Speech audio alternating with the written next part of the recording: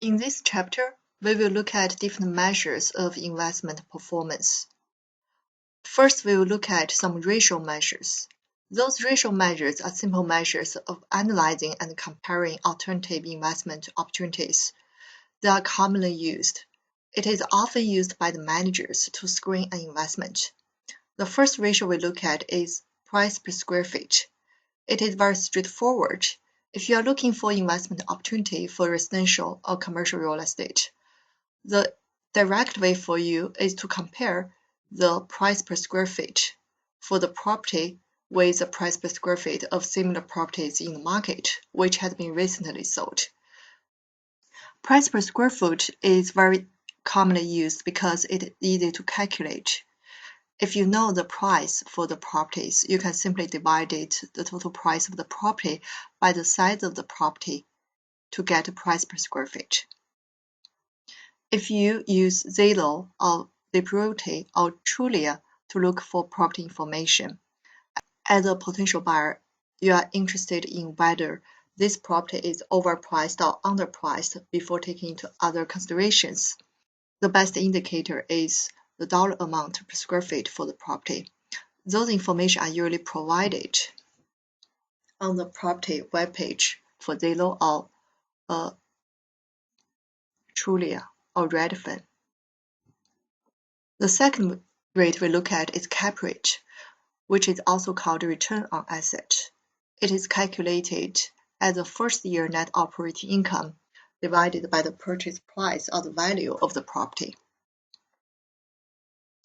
Cap rate is the most appropriate for buildings with short-term lease in less cyclical market, such as apartment, where the lease term is relatively stable. Cap rate is determined by the capital investment supply and demand in the market based on three factors. The first is opportunity cost of capital. So instead of investing in this property, if I invest my money somewhere else, what is the return I could get? So if the opportunity cost of capital is higher, then I will require a higher cap rate for the investment in real estate. The second is growth expectation. What is the future growth rate in rent every year?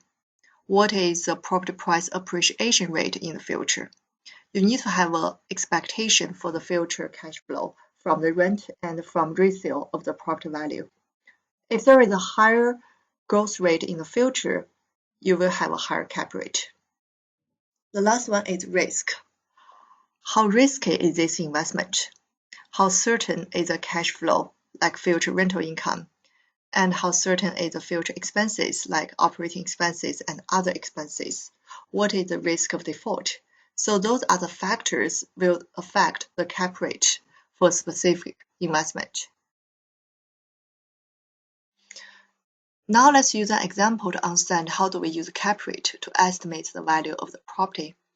As we discussed earlier, cap rate equals to first-year net operating income divided by the value of the property. So if we know the cap rate and the first-year NOI, we can rearrange that equation. The value of the property will equals to first-year net operating income divided by the cap rate. We have a 250-unit apartment complex. The average rent is $15,000 per unit per year. There are 5% vacancy rate. Annual operating expenses is $6,000 per unit. The cap rate is 8.82% based on survey in the market. Now let's do the valuation of this property using a direct capitalization approach. First, we need to calculate the net operating income. We start with the potential gross income, which is the income assuming 100% occupancy rate. Because the average rent is $15,000 per unit per year, we have 250 units. So the potential gross income for this building will be $3,750,000. The vacancy allowance is 5% of the potential gross income, which is calculated as 5% times $7 million which is calculated as 5% times $3,750,000 equals to $187,500. And we also subtract operating expenses, which is given as $6,000 per unit per year. So the total operating expenses will equals to 250 units times $6,000, which equals to $1,500,000. We subtract vacancy allowance and operating expenses from potential gross income to arrive the net operating income for the first year, which equals to $2,062,500. With this net operating income, we divided the first year NOI by the cap rate from the market survey, which will give us a value estimate for this property. So the value for this property equals to NOI $2,062,500 divided by cap rate 8.82%, which equals to $23,384,354. It's about $23,400,000. So using cap rate and first year NOI to estimate the value of the property is called direct capitalization approach. We also use gross income multiplier for small buildings to evaluate the performance. Gross income multiplier equals to the value of the property divided by the gross revenue. It is commonly used for small apartment. In the gross income multiplier calculation, we use the gross revenue rather than the net operating income. The difference between NOI and gross revenue are the vacancy rate and operating expenses. This gross income multiplier is more commonly used for small buildings because the owners they may not reliably reveal a good record for their expenses. So we cannot compute the net operating income by subtract expenses from the revenue. However, the rent can be observed independently in the rental market, which allows us to calculate the gross revenue. So what is the gross income multiplier in the previous apartment example? In this example, we calculate the value of the property using direct capitalization approach as $23,400,000. The gross revenue is the potential gross income, $3,750,000. So the gross income multiplier equals to the value of the property divided by gross revenue is 6.24. We use this gross income multiplier as a benchmark to compare the performance of the subject property. So if the subject property have a higher gross income multiplier compared to the gross income multiplier ratio of similar properties, it means you are paying more price for the subject property, which means for every $1 of gross revenue, you are paying a higher value of price for the property.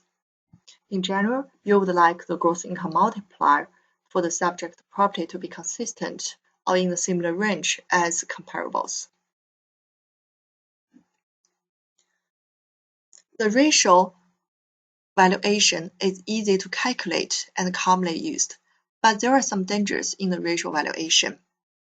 The first, direct capitalization can be misleading for the market value if the property does not have cash flow growth and risk pattern typical as the other properties from the market where we calculate the cap rate. With gross income multiplier, this is an even more problem because operating expenses must also be typical for the gross income multiplier. If a property is really unique, we cannot use the market estimate for cap rate or market estimate gross income multiplier to evaluate the subject property. Second, the market-based ratio valuation won't protect you from bubbles. The market-based rate valuation calculates the ratio with the cash flow just from a time point in the future. It doesn't take into consideration of all the future cash flows. What are the three most common mistakes we use in the discounted cash flow practice? So discounted cash flow practice means we discount the future cash flow for property at a discount rate to evaluate the present value for the future cash flows. And the present value will be the maximum price we are willing to pay for a specific property. The first mistake is the rent or income growth assumption is too high. We all know the rent grows with inflation, but the properties tend to depreciate over time in real terms, net of inflation, because of the building value depreciate. And usually, the rent and income within a given building, they do not keep pace with the inflation in the long run. If we have too high assumption for the rent growth, we will have a higher estimation for the future cash flow, which result a higher estimation for the value today for the property. Second, capital improvement expenditure projection or the terminal cap rate projection are too low. Capital improvement expenditure is typically average about 10% to 20% of the net operating income, which is around 1% to 2% of the property value over the long run. And going out cap rate, which is when we estimate the value for the property at the future for resale, we assume a cap rate for the last year and divided the net operating income after the year of resale by the going out cap rate to estimate the resale value of the property. So that going out cap rate is typically at least as high as the going in cap rate. However, we know like the older properties, they are more risky and have less growth potential. So if we have a low estimation for the capital improvement expenditures, we will overestimate the future cash flow, which will result over valuation for the property today. Discount rate is too high. These third mistakes may offset the first two, resulting in a realistic estimate of the property value and hiding other three mistakes. If we have a higher estimation of rent growth, lower estimation of capital expenses, we will have a high estimation for the future cash flow. However, if our discount rate is also estimated to be high, when we discount a high estimation of future cash flow by a high discount rate, we may be able to get a realistic estimation for the property value at today. However, we are making all the three mistakes together. So where does discount rate come from? The general answer is from the capital market. That is the competing investment opportunities. What is the discount rate you require for this investment? What is your required rate of return? Really depends on the opportunity cost, what return you can get by investing in the competing investment opportunities in the market. So we use the return in the general capital market to serve as a discount rate for the subject investment. How do you determine the discount rate? Broadly speaking, discount rate is determined in the capital market. Using a single or blended multi-year rate is okay for the valuation and investment purpose, which we usually refer to going-in internal rate of return. One source to obtain information is direct surveys of the market participant. So a lot of professional firms, they conduct survey to the market participant like the managers, the stakeholders, to ask their opinion about the cap rate or the return on the market. Or alternatively, you can use the historical evidence. What is the cap rate in the past few years for the similar property in a similar industry in the past years, and use that as the reference point to estimate the cap rate. How do we back out the implied discount rate from cap rate from the transaction price in the market? To estimate the discount rate, the discount rate equals to the cap rate plus the growth rate in the future. We can estimate the cap rate using first year NOI divided by the transaction price of the property, and we can obtain the projection from the market about the growth rate in the future. And we add cap rate and growth rate will give us the discount rate. So we can get an idea what the market expected total return or discount rate is for different types of properties by observing the cap rate at which those properties are sold, and then making reasonable assumptions about the growth expectation in the future. The growth expectation refers to the expected growth rate of the net operating income on the property, or the expected growth rate of net operating income for that class of properties in the specific area. However, we need to watch out for capital expenditures, unless the net operating income is already net of a reserve for capital expenditures. So net operating income equals to effective gross income minus operating expenses and minus capital expenditure. The capital expenditure divided by the value of the property is usually 1% to 2% on average in the long run.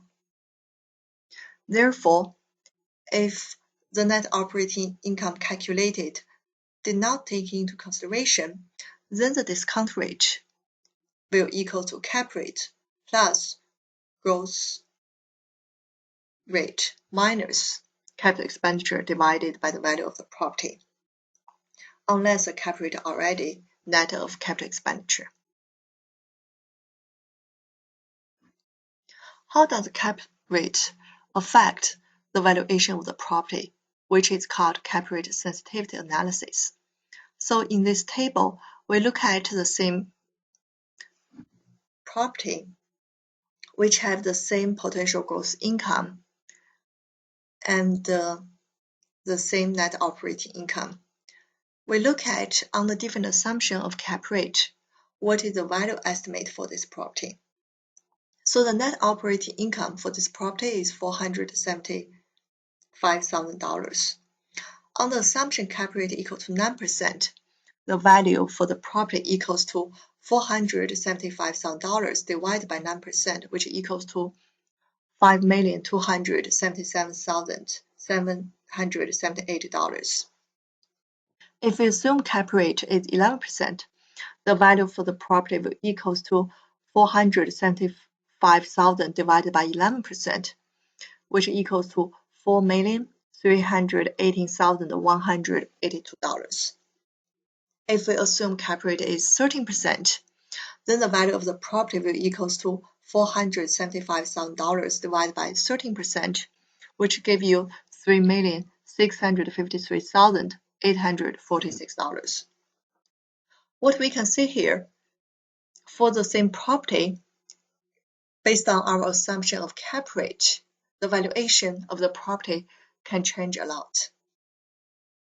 Assuming for this property, the real cap rate is 13%, but we use 9% cap rate to estimate the value of the property, then we are overpaying more than $1 million for the property. In conclusion, small changes in the cap rate can lead to a great change in the value assigned to a property.